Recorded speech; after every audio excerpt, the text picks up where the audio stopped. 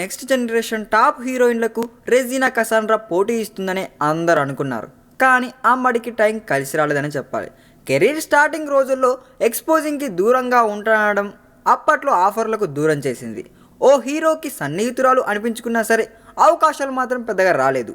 అదృష్టం కలిసి రాని రెజీనా ఇప్పుడు పక్క భాషల వైపు వెళ్లేందుకు రెడీ అవుతుంది అమ్మడు. అయితే ఆ తప్పంతా తెలుగు ప్రేక్షకులది అంటున్నాడు. అవునండి, తమిళ ప్రేక్షకులు చాలా మంచి వాళ్ళు. ఏడాదికి ఒక సినిమా చేసినా సరే వాళ్ళు గుర్తుంచుకుంటారు. కానీ తెలుగులో మాత్రం ప్రతి శుక్రవారం ఓ కొత్త హీరోయిన్ వస్తూ ఉంటుంది.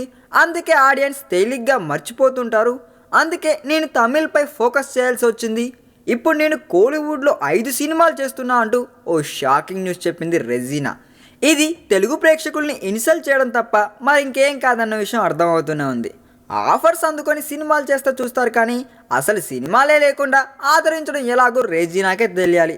అయినా ప్రతి శుక్రవారం కొత్త హీరోయిన్ వస్తుందని చెప్తుంది, కానీ తను కూడా అలా వచ్చింది అన్న విషయం మాత్రం మర్చిపోతున్నట్లుంది అమ్మడు. ఈ వీడియో మీకు నచ్చినట్లయితే సబ్స్క్రైబ్ చేయండి. ఫిలిమి స్టార్స్ బోలెడంత న్యూస్ బోల్డ్గా.